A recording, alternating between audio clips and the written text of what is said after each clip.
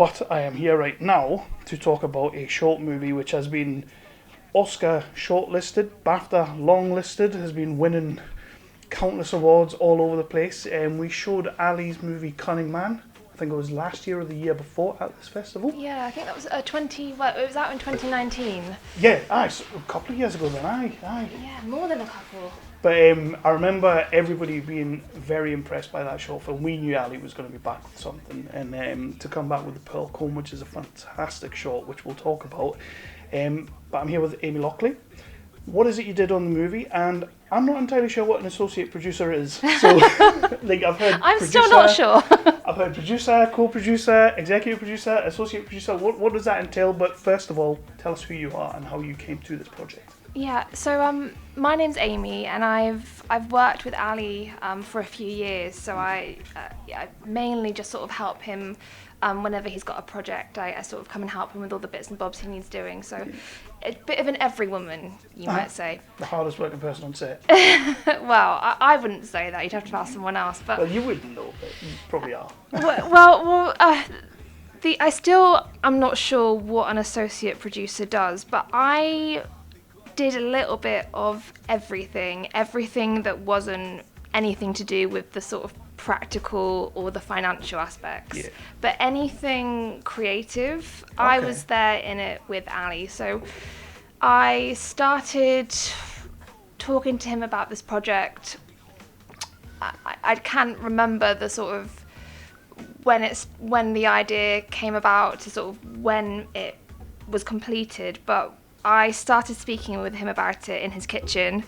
There was a lot of, do you think I should do this? Am I mad? Probably yes, but let's give it a crack. So, reading those first drafts, squabbling over little things in the script, to going through compiling casting ideas, attending meetings, read the shoot, being on set, listening to the composer's first edits and sort of steering it in the right emotional direction, not really knowing quite why a sound had to be made at this time, but just knowing that something was needed. Looking at mermaid tails and whether the physics were quite right for a mermaid. It was a little bit of everything. But what was it in particular about The Pearl Comb, this story, that you were like, I'm going to jump in and I want to get in on this one, and this was the short that I wanted to be involved with Ali? Obviously you've been working for a long time, but why this story for you? I think it was more of I was going to go down that rabbit hole no matter what. Yeah. I was in the right place at the right time. I was working with him, and I was sticking around. So it wasn't so much a case of why this story. So I'm not sure. No. How to. So sometimes that is the answer, though. Sometimes the answer is you were there. I was there, and you were there at the ground level, and there it is. So we're going to do this together. Yeah. And what was the sort of like the collaboration process? You were definitely involved in a lot of different things. Was there anything that you can think of that I don't know how to phrase this, that you maybe had the most input in, and when you look at the finished project now, you're like, that was me. I made that happen. Not to take credit away from anyone else, but something you're really proud of with this short. I think that I always wanted B.T. Edney to play Betty. Okay. She was my choice, and she was someone who I sort of, whenever there were conversations around who should play Betty, it was like BT. So I sort of BT'd Ali around the head with that a bit. But I didn't really have to, because her work spoke for itself, and I told him to watch her as Prue in Poldark. I don't know if you've seen it. No, but my wife has. She's a big fan of Poldark. Yeah, I mean, she's a fantastic actress, and we didn't have that much time. Knew she could do a Cornish accent. There'd be no issues there. So I'd say BT, and also there's so as I referenced earlier, there being music coming through, and they'd be listening, and there'd be something needs to happen at that point. I don't know if it's a weird string or something's not being conveyed and it needs to. And I've got no experience in music, but I found that I could read where or where not the emotional beats. Yeah, like the subtle little the intricacies of it all. Yeah, no, I get that. I totally get that. So when I watch it, there are these tiny little things that happen, and I think, oh yeah. Do you think? Obviously, you were sat in the cinema today watching it when we showed it, and how much of those things do you think really plays with people, like they actually realise that that's happening on like an actual like conscious level, or do you think it's all sort of like underneath they're hearing it and they're getting it, and then you get to sit there and go, yeah.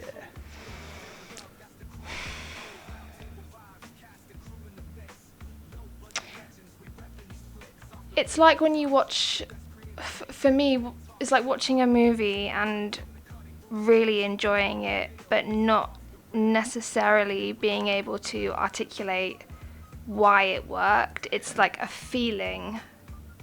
Like there are several different things happening at once, and maybe they're subtle, maybe they're not subtle, but the whole package is coming together, and it's just hitting. Mm-hmm.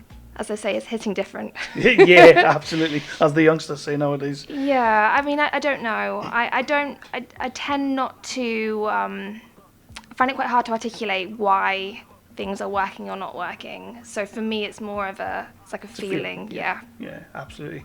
What kind of things, because obviously the short's going out there and people are getting to watch it. It's going around festivals, doing really well. Obviously, it's Oscar Shortlisted, and you're just getting absolute praise after praise after praise. What is it like going through the process? Because it is a hard work, putting together a short, putting together any film of any nature. And what's it like finally getting that gratification on the other side? It's been a long road, but now you're getting, the plaudits, the credit, mm-hmm. the people coming up and commenting about it. Mm-hmm. What does that feel like for you? Mm-hmm. I mean, honestly, before watching it this evening, I was not feeling that energized about the prospect of watching it, because I've seen it so many times, and we filmed it in 2023. Okay. So much has happened since then, as you can imagine, and I've seen it until I'm blue in the face. So you can imagine tonight I was not that energized. However, actually, I always forget how much I enjoy hearing the reactions from the audience members, like hearing the chuckles or the gasps and seeing it through the audience's eyes. I always underestimate actually how lovely that is, and I feel boosted from having seen it again. So I guess the answer to your question is Ali's done a lot. I've not done as many as him. He's been to so many festivals all around the world, and of course there's fatigue, but actually sitting with the audience, it's such a boost, and every time it's a surprise how much of a boost it is. So I think that's the thing that keeps you going. And does that make you want to get back in the saddle? Does it get the juices flowing again, and you're like, I just want to go on to another project? Like, do you have something coming up? Mm-hmm. Or does because you say like you got a little bit of fatigue with this film, watching it over and over again, but does watching it again and getting those feels and hearing people do that, does that make you go, right, it's time to get back on set again? Yeah, definitely. I feel like it's lovely to ride this wave. At the same time, it feels like the right time to be moving into off the beach in Cornwall. Maybe somewhere a bit sunnier. I suppose on that as well, sorry, just like a quick tangent on that, but on the beach in Cornwall, you've got Clara Paget, who's just a fantastic actress. I loved her in Black Sails and everything like that. And there you are, putting her in a sort of like a mermaid's kind of costume, mermaid's get up. You've got her in the ocean. What does that look like on set on a beach in Cornwall? Like, do you, like security, like people, safety teams? What does that look like? So much health and safety. I mean, it was it was like the Queen of England was going to the beach for a swim and she might fall into the ocean, and oh my god, what are we going to do? Like, it was that, not because of anyone's profile, just whenever you've got a situation like that, you know, people start worrying about what could happen, what could this mean. It's that's a good thing. That's a really good thing. I don't mean to sort of be glib about that. But yeah, there's a very high level of health and safety. Lots of men and women waiting around with open arms in case you fall. Yeah. I think it's just because like, we only really get to see the finished project. Yeah. You know, but you saw sort of how the sauce was made, and it's like I always wonder like just how many people went into making that scene work, and because it's great scenes like when you're out there in the sea, and but it does make me wonder like how safe actually do you need to be in that situation. I get it. Yeah, so safe. Like there were we were like filming on the beach where there were like cliffs, and we'd have to like get down to the beach, and it was quite a treacherous journey, or it would have been if there weren't carefully constructed bean bags that had been put down probably at 5 a.m. in the morning. So a lot of thought had to go into it. It could have been treacherous, but it was we were treated very well, but it was very cold, and Clara was very cold. As you can imagine. And, she's stick thin as well, basically. So it's like, what would you say is you're wearing like many different caps as an associate producer? You've got lots of different things to do. Number one, what is your favourite part of being a producer? Like, what was your favourite part of all that? But also, what would you say is the biggest thing you've learnt about yourself in the process of this show? Ooh, good question. I'm so not prepared for. I mentioned the surprising enjoyment of reviewing the music. One of the other things I really liked was I've worked with Ali for a long time, so he trusts me, and he was also acting in this short, which was hard because he was, as a director, to then sort of jump in front of the camera. It's like a weird thing to relinquish that control. So I would be his eyes when he was acting in those scenes. So I sort of became like an acting coach, which I'm absolutely not qualified to do. And I think some people on set thought I was his acting coach. But yeah, that was a surprising area of enjoyment. Excellent. Is there any... I do feel like it's very well placed as like a self-contained short, absolutely, and it works totally the way it is. Would there be any interest in blowing this into a bigger story, a bigger universe? That question has been asked quite a few times, actually. Because it would suit it, like it would fit it, like more tales around that kind of... Yeah. I mean, Ali only ever intended it for it to be what it is. Excellent. But like I said, you're not the first person to say that. And when people start asking... It definitely plants the seed. We had a conversation recently where he kind of put a couple of ideas out there which I thought were quite interesting. So maybe. Excellent. That's an exclusive. We're definitely getting one.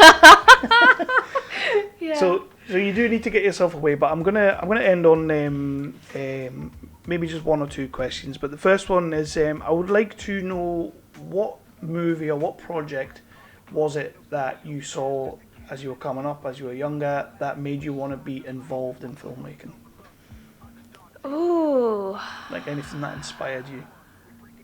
Isn't it annoying when people have like really quick answers to these questions? No, I tend to find I don't get very many quick answers. You don't? Okay, I feel much better. It's so funny because like we sit down to do these conversations, and it is like I try and keep it casual. Like we're sitting down having a cup of coffee, we're having a drink at the bar, whatever. But we're talking about films that you guys love making and I love watching. So I do sometimes often think that's a nice easy question. They'll just rattle something off straight away. But then people do just sit there and go, oh. But then I have my more off-the-wall questions, and straight away they've got answers. Like they've already thought about it. It's so funny, isn't it? I don't know. I was quite a curious child, very introverted, and would take myself off, and not to be disturbed. I'm writing in my diary. I'm writing a pop album. I'm I'm watching this film. So I don't know. I don't know if there was like one film I watched that was pivotal for me in that way, but I think just being able to escape and film very much being part of that. Yeah. Yeah. Just like the magic of cinema in general. Yeah. Yeah, I get you. I'm very much like that. It's I've been on a few different podcasts where I've been a guest, and they've been like, what made you want to like talk about film? Obviously, I don't make films, but like, what is it that really gets you going when it comes to film? And I never have an answer, because every film I watch, I'm like, I see the good in everything. I just love film, so I get what you're saying. Absolutely. If anybody wanted to get into being an associate producer or any kind of producer on a short movie, what's the one bit of advice that you would give them going in? For me, it's a case of being in the right place at the right time. It truly is. But I think that I had worked with Ali for a long time. There was trust established there. He must quite like working with me. Good. I'm assuming that he might feel very differently. But I guess my point is making connections, and not doing it because you might get something out of it, but genuinely building good relationships. The cherry on top of the cake, and it should never be the thing that guides you, but what can come from it is not knowing what's going to happen in 10 years' time, or what are they going to do in 9 months. You just don't know. So I think if you're someone that people like being around and who they can rely on, that can take you quite far. Absolutely. And we'll end it on what's next. Do you have any projects you can tell us about, or keeping everything under wraps now, because this short's doing absolute gangbusters, so I imagine it gets to that point where it's like, I can't really talk about that. But is there anything you're working on? Well, the next thing I'm going to do is have a glass of water. But in terms, I was so unprepared for this podcast. You're so sneaky. No.